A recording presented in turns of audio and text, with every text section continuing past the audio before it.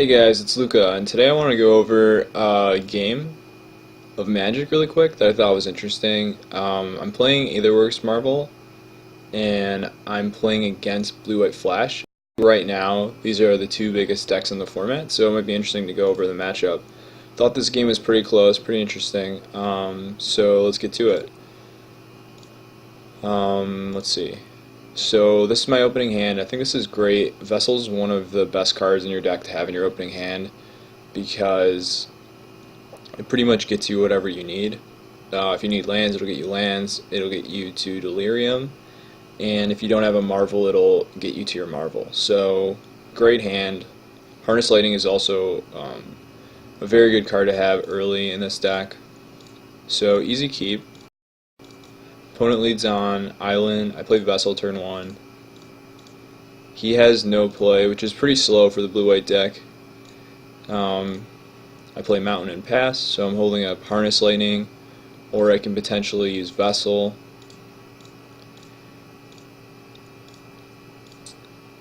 Now it's his turn 3. He plays Dahlia. So here I have a choice between Harness Lightning and Vessel. I think it's pretty clear I want a Harness Lightning. I think you can think of Aetherworks Marvel as a control deck. If you can stop your opponents from killing you quickly, if you can stall out the game, then your Aetherworks Marvel will take over. The only problem with that strategy is if they have some way of countering your Aetherworks Marvel, but there's very few decks in the format that can counter at game 1. So pretty easy here. You're going to Harness Lightning and have 1 energy left over, which is great. Draw Emrakul, which is not great. Pass the turn. Something that comes up. Well, actually, I won't talk about that. I'll just go to my opponent's turn. So I'm still holding up Harness Lightning and Vessel. Pretty clear decision here. So he taps out for Gideon. So let me talk about how this matchup goes. Gideon is one of the best cards against Red-Green Marvel. It's just devastatingly fast. It's basically 7 power of damage for 4 mana, and you don't really have a way of killing it, of interacting with it well. So it really just kills you unless you have Marvel. But luckily here I have a Marvel, so the game's gonna actually. So that's the downside of Gideon, right? Is it's ridiculously powerful against Red-Green Marvel, but they do have to tap out to play it, which gives the Red-Green Marvel deck an opportunity to play their Marvel the turn after. So I crack my Vessel. I want to find a land so I can play Marvel, so pretty easy pick here. Take the Mountain. And now it's my turn. And I have a few options. I can Chandra and then add mana in a Harness Lightning or Woodweavers.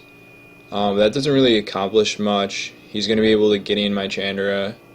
And you really want to take this opportunity when their shield are down to resolve your Marvel.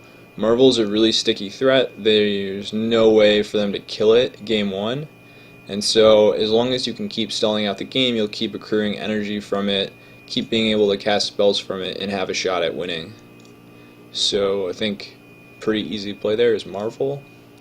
Now it's my opponent's turn. He attacks me for 7 and passes. So when the blue-white deck passes on 5 mana, you can pretty much count on Archangel, especially since he didn't have any 1 or 2 mana plays, so there's no Thraben Inspector probably, there's no Smuggler's Copter. He could have a bunch of counter spells, but it's pretty likely that he has Avacyn. So I have a few options here. I drew a forest and played it. I can play my Chandra plus and then Harness Lightning or Woodweaver's Puzzle Knot. Or I could just play Woodweaver's Puzzle Knot, then I can sack it if it resolves and activate my Marvel. So I think when you're in these situations, you really just need to do everything you can to get an active Marvel, to get an activation off of Marvel. So activating Marvel is really powerful because every time you activate it, it furthers your game plan and helps you activate it again. So, and not only that, you could also randomly hit Emrakul and pretty much seal the game on the spot. So my thinking here is uh, I really just want to activate Marvel. In order to do that, I really need my Woodweaver's Puzzle Knot to resolve. And so my options are to either play the Puzzle Knot first, or to play Chandra and plus and play Puzzle Knot. But I really just want to activate right away, and I'm worried about Spell Queller here. And Harness Lightning lets me protect against Spell Queller if I play my Woodweavers first. So that's my play here. I don't think there's really any other reasonable play here. So usually when you're playing against blue-white and they have Spell Queller mana up, you want to play a cheap threat and have at least 2 mana left over so that you can Harness Lightning the Spell Queller and kind of undo it.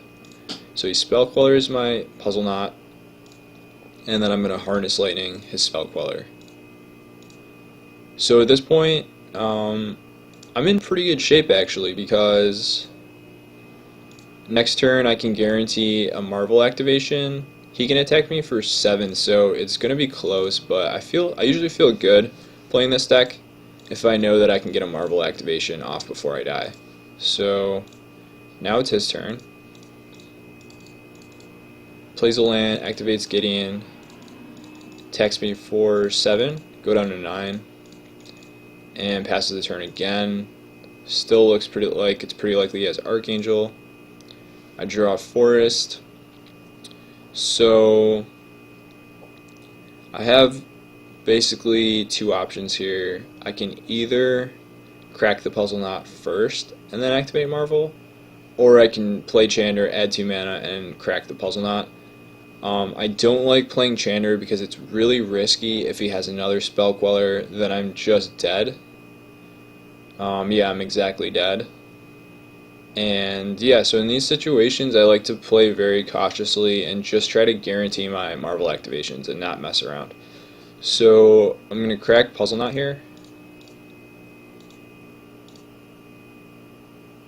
Okay, so another thing you want to think about with Marvel deck is, do you want to activate Marvel on your turn, or do you want to wait till your opponent's turn? Sometimes you want to activate it right away.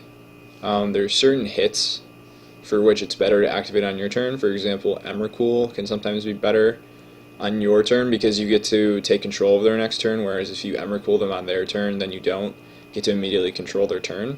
It comes back to you and then you control their next turn.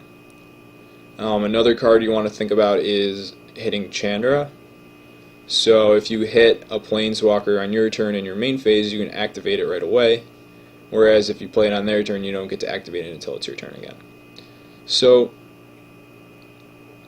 and then, okay, another consideration for this sort of thing, whether you want to Marvel on your turn or your opponent's turn, is you can make combat a little bit more difficult for your opponent if there's some uncertainty going on. So if your opponent doesn't know exactly whether you're going to hit an Ishkana, whether you're going to hit an Emrakul, it might make it difficult for them to choose exactly what to attack with. And then a final consideration is you want to maybe wait until their turn so that you can Harness Lightning something, or you can play around counter spells. So I think here he has 6 mana up. I'm not worried about Revolutionary Rebuff. That would not counter anything. But maybe I'm thinking about hitting a Harness Lightning if he plays Archangel Absent end of turn. Although I think I'm in a lot of trouble if he hits Archangel and then I just Harness Lightning and nothing better. So I'm not sure here. Maybe I'm waiting for him to use his Westvale Abbey, and then I know he's tapped out and can't do anything. For example, maybe I'm worried about Spell Shrivel here. So I think maybe it's better to Marvel right away, but I think it's pretty close either way. So at the end of the turn, he activates his Westvale Abbey, and now I'm gonna Marvel. Just take out the option of Spell Shrivel here. So I activate my Puzzle Knot, hit Emrakul, which is perfect, and now I'm taking his next turn. So his hand is Archangel, 2 lands. He draws Smuggler's Copter for his turn. So I can't really do anything too devastating to him here. All I can do is suicide one of his creatures and pass the turn. I could potentially play Archangel to use up the come into play ability, but I don't think it accomplishes much.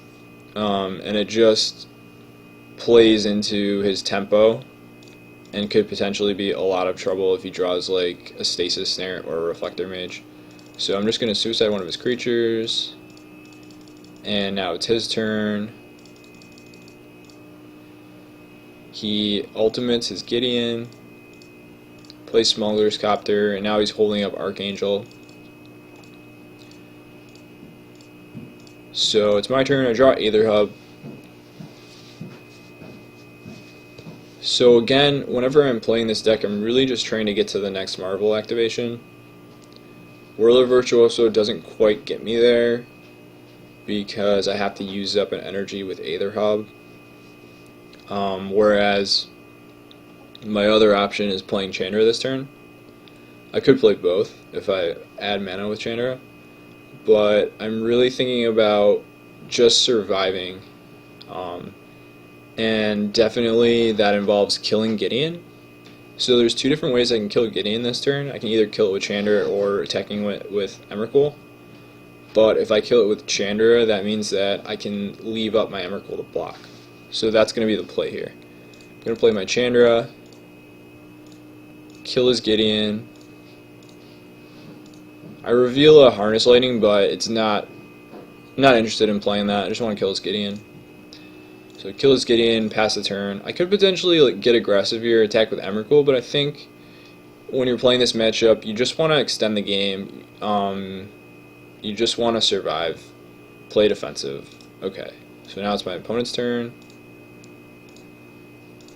End of turn, he's going to play Archangel, of course. Also attacking with Emrakul there would only get in 4 damage because he could block with Smuggler's Copter and Archangel.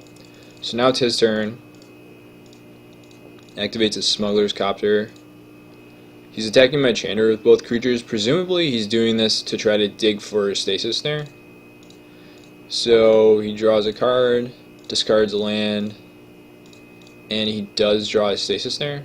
So my Emrakul is dead, but the good news here is that I'm going to get an energy off of this Chandra, which guarantees that I can activate Marvel next turn. Also gives me another card type in my graveyard. So now it's my turn. And I have a few options.